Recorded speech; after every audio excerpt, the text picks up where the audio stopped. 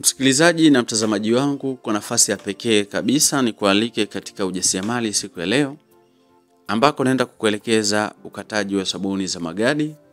Binafsi naitwa Mwalimu Almasi kutoka Lodness Enterprises, lakini pia nimekuandalia hicho kitabu cha Miliki Kiwanda Chako, kitabu ambacho nimekuandikia bidhaa mbalimbali za kijasiriamali, ikiwemo sabuni ya magadi, sabuni ya miche, sabuni tiba aina mbalimbali, lakini pia sabuni za kuogea na bidhaa zingine nyingi za kijasiriamali. Karibu sana. Hatua ya kwanza msikilizaji, kumbuka kwamba ukitaka kukata sabuni yako ya magadi siku zote, lazima uwe na mambo makubwa mawili. Jambo la kwanza, lazima uwe na vibao ambavyo vina size ya miche yako. Lakini jambo la pili, lazima uwe na mshipi ambao utautumia kama kisu kwa ajili ya kukatia sabuni zako. Kwa hiyo utafanyaje? Jambo la kwanza, utaanza kupanga vile vibao vyako na kuweka alama kwenye zile sehemu ambazo vibao vyako vinaishia, ukomo wa vibao vyako.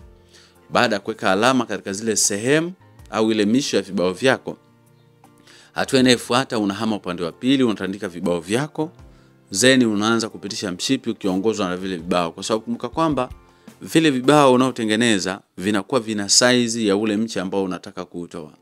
Kwa hiyo ukitaka kutengeneza vibao unafanyaje? Unachukua mche mmoja wa sabuni ambao sasa ndo chaguo lako kuzalisha.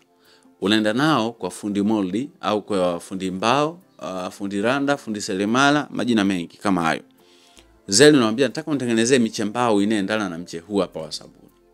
Kwa atakapokutengenezea ile miche mbao ambayo sasa inaendana na ile sabuni, kitakachokufuata pale ni wewe kuja navo kwenye kiwanda chako au sehemu yako ya uzalishaji, afu zeni unakuja kuvipanga na kuvifanyia kazi. Sasa hapa unaweza kuona kwamba tumetoa silesi kwa kutumia hivi vibao. Kwa hiyo nimepanga vibao, baada ya kupanga hivi vibao, basi nimetoa madonge haya hapa kama yanavyoonekana. Yes. Na hii hapa ni process katika ukataji, utengenezaji wa sabuni ya magadi ni process msikilizaji, kwa sababu hatua ya kwanza unaandaa caustic soda kuwa caustic solution ukiwa umezingatia kabisa kuvaa vifaa kinga vizuri. Baada ya hapo utaiacha masaa 24. After masaa 24 unakuja kuipima kwa kutumia hydrometer ili isome kile kiasi ambacho kitatakiwa kutoa matokeo mazuri katika sabuni yako. Lakini pamoja na hayo msikilizaji, ukitaka kujifunza, sisi tuna madarasa WhatsApp kupitia 0783 500 971. So ukihitaji kujifunza zaidi utatutext WhatsApp, au pia unaweza ukajipatia nakala yako ya kitabu. Vile vile utatutext WhatsApp, usipige simu, namba hizi na WhatsApp. Kwa tuma message WhatsApp.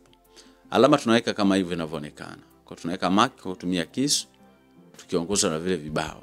Tumeweka hapo mwisho. Baada ya kuweka alama hapa, tunahama na vibao tena upande wa pili kule. Na kule anakoweka vibao ndipo sehemu ambayo mimi nitasimamia kwa ajili ya kukata sabuni yangu.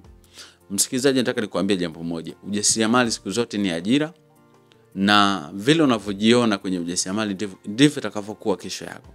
Kwa kama unajiona mtu dhaifu, amini kwamba hutaweza chochote. Ujasiriamali unahitaji mtu jasiri, mtu anayejiamini, mtu anayejikubali, mtu ambaye haogopi kupata hasara, mtu ambaye hata akifeli leo kesho anaamka tena. Ujasiriamali ndivyo ulivyo na ndivyo formula zilivyo. Kwa utasema mwalimu unasema nini? Ni ukweli, kwa sababu nafahamu. Mimi sielekezi kitu ambacho sikifahamu, naelekeza kitu ambacho ninakifanya, ninakipitia siku zote. Kwa nafahamu hayo yote hata kabla sijafika hapa. Kwa nataka nikuinspire na wewe pia ambao unapenda kunifuatilia. Amini kwamba ujasiriamali ni kuanguka na kunyanyuka upya na kuendelea na safari. Amini kwamba ujasiriamali ni kudondoka na kujikunguta mavumbi na kuendelea na safari. Kwa hayo yote yapo kwenye ujasiriamali. Pamoja na hayo yote simaanishi kwamba ujasiriamali ni hasara, hapana. Na maanisha kwamba huenda umefanya mara mbili afu umekata tamaa. Hiyo kwenye ujasiriamali ipo na unabidi uizoee, kwa sababu inakujenga, inakuimarisha, inakuonyesha thamani pia ya kile ambacho unakifanya siku zote. Kwa hiyo sabuni hizi za magadi ni bidhaa ambayo ina soko sana, kwa sababu kila duka, kila nyumba wanatumia. So ukiweza kuitengeneza katika ubora mzuri kama huu hapa ambavyo inaonekana, amini kwamba kuna hatua ambayo unaenda kupiga. Asante sana kwa kuweza kunifuatilia. Mimi napenda kuelekeza hatua kwa hatua. Mfano kama hapa tulisha upload video jana ambayo inaonyesha ukorogaji. Sasa video imekamilika ya ukorogaji, lazima pia niwaletee video ambayo inaonyesha ukataji ambao ni hii hapa. Kwa hapa ninaweka alama kama unavyoona kwenye alama ambazo nilikuwa nimeweka kwa kuongozwa na vibao. Hapa kama nimeweka kwenye alama ninavuta, na nikivuta maana yake ule mshipi unakata. Kwa hiyo ikikata vile maana yake hiyo sehemu imegawanyika na imetoka miche. So ni hapo nakuonyesha miche vile imetoka. Yes, nimevuta tena, nimekata. Na hapa ninakata mkato wa mwisho. Kwa hapa nikigawanyisha hapa chini maana yake nakuwa nimekata mkato wa mwisho. Ninaweka kibao namna hiyo. Baada ya kuweka kile kibao ninavuta. Hapo tayari sabuni zangu zimekamilika. Unaweza kuziona. Hizi hapa zimetoka. Sabuni nzuri kabisa, hata ukipeleka sokoni unaweza kauza. So nikualike kama unapenda kujifunza, karibu sana kwenye ujasiriamali.